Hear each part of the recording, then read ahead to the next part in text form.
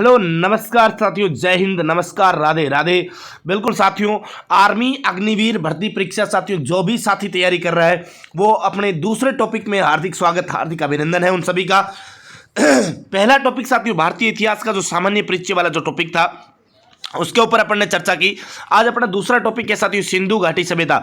हालांकि देखो साथियों, ये बहुत ही शॉर्ट में मैं आपको टॉपिक करवाने जा रहा हूं क्योंकि आर्मी अग्निवीर भर्ती परीक्षा में साथियों जितना आपके सिलेबस में जितना टॉपिक लगता है हम उतने पर ही चर्चा करने वाले हैं। हालांकि साथियों आपको बहुत ही डिटेल से पढ़ना है तो आप मेरे 18 घंटों वाली क्लास भी सिंधु घाटी सभ्यता की पढ़ सकते हैं, लेकिन उतना अपने को नहीं पढ़ना। मात्र 20 मिनट का टॉपिक है साथियों आपकी भर्ती परीक्षा में, और आप इससे बाहर सिंगल 1% भी आप नहीं पाएंगे। मैं आपको 100% यकीन दिलाता हूं कि आप लगातार मेरे साथ जुड़े रहें। चैनल को साथियों सब्सक्राइब नहीं किया, चैनल को सब्सक्राइब करके बेल आइकन के घंटे को प्रेस करके आप लाइक करके वीडियो को फिर आगे बढ़ सकते हैं। आ जाओ साथियों पहले फैक्ट की चर्चा करते हैं। सिंधु घाटी सभ्यता यानी कि साथियों देखो, जो अब सिंधु नदी के अफवाह तंत्र के आसपास फैली हुई पूरी की पूरी जो सभ्यता है, सिंधु सभ्यता की बात करूं साथियों, विशेष रूप से 3 देशों में फैली हुई सभ्यता है, जिसमें भारत और भारत के साथ में पाकिस्तान और पाकिस्तान के साथ में अफगानिस्तान, साथियों 3 देशों में फैली हुई है।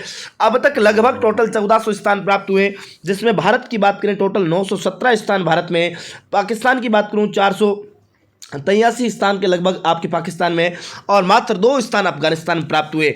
इस संपूर्ण सभ्यता की अपन बात कर रहे हैं। इसी सिंधु घाटी सभ्यता को साथियों हड़प्पा सभ्यता के नाम से भी जाना जाता है। किस नाम से?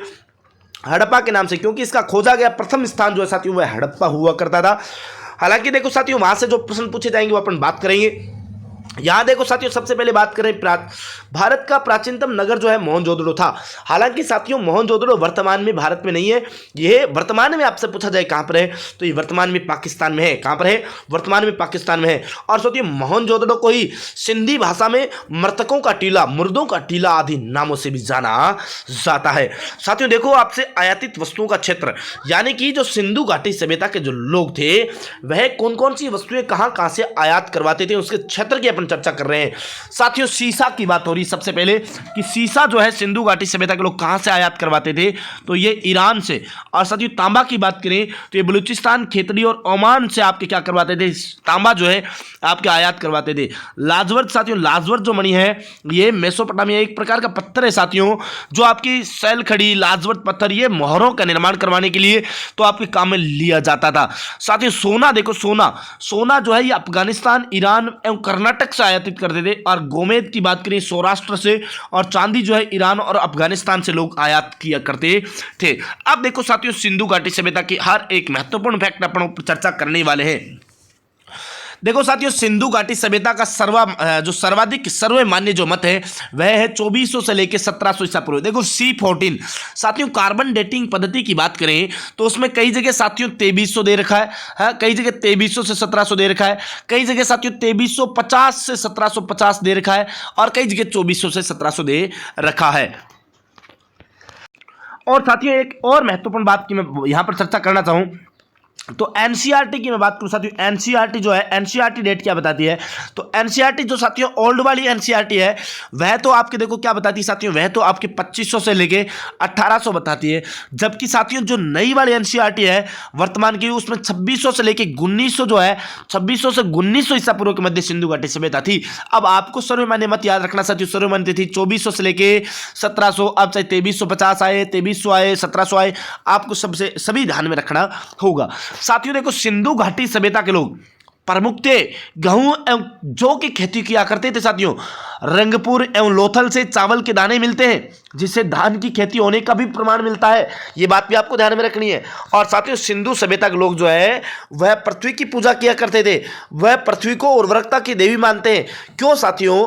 क्योंकि हड़प्पा से साथियों एक ऐसी मरण मूर्ति प्राप्त हुई जिसमें एक महिला के गर्भ से पीपल के वृक्ष को निकलते हुए दर्शाया गया है, और महिला के गर्भ से साथियों पीपल के वृक्ष को दर्शाया गया है ना, उसी प्रतिमा को देखते हुए हमने कहा कि संभवतः ये धरती माता का कोई चित्र है और इसमें उर्वरकता की देवी के रूप में इसे पूजा जाता होगा। ये बात भी ध्यान में रख लेनी है।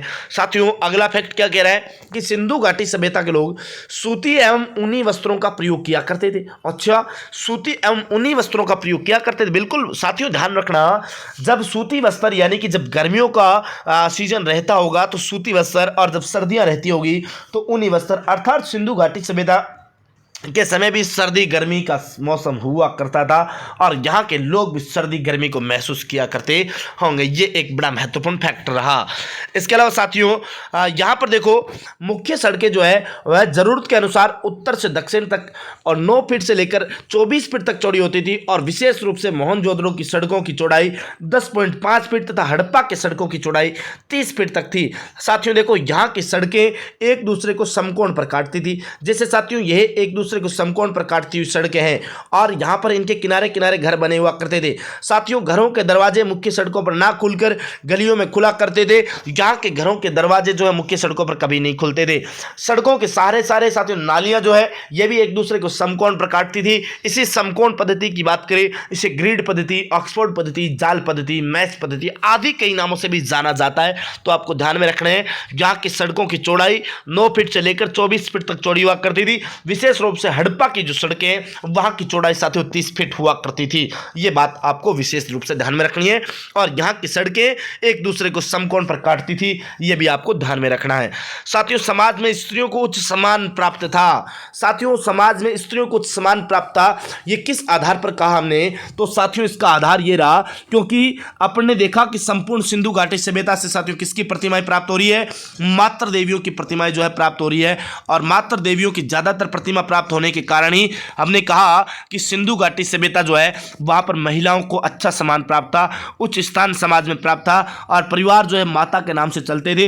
अर्थात मैं यूं कहूं साथियों यहाँ का जो समाज है वो मातृ सत्तात्मक समाज था। साथियों सिंधु घाटी सभ्यता के लोग कैसे थे? मातृ सत्तात्मक सभ्यता के लोग थे, यानी महिला ही साथियों समाज में जो आपके परिवार में जो प्रधान हुआ करती थी।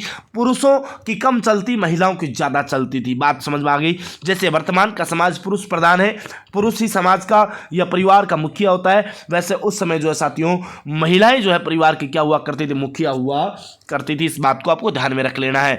साथियों अभी तक भी आपने चैनल को सब्सक्राइब नहीं किया है तो साथियों पहले चैनल को सब्सक्राइब करो साथियों, है ना। फटाफट बिल्कुल बेल आइकन के घंटे को प्रेस करना जिससे कि आपको प्रत्येक नोटिफिकेशन सबसे पहले प्राप्त होता रहे। और साथियों साथ के साथ आप लाइक वाला बटन जरूर दबा देवे और कमेंट बॉक्स में नीचे कमेंट करके जरूर बताएं कि ये वीडियो, ये सेशन आपको कैसा लग रहा है। अगला देखो साथियों, सैंधव सभ्यता में 4 विभिन्न वर्ग थे। कितने वर्ग थे? 4। कौन कौन से? समाज इसमें विभाजित था। विद्यमान देखो बुद्धिमान थे, योद्धा थे, व्यापारी थे और मजदूर थे, यानी कि साथियों 4 प्रकार के लोग हुआ करते थे, ठीक है ना।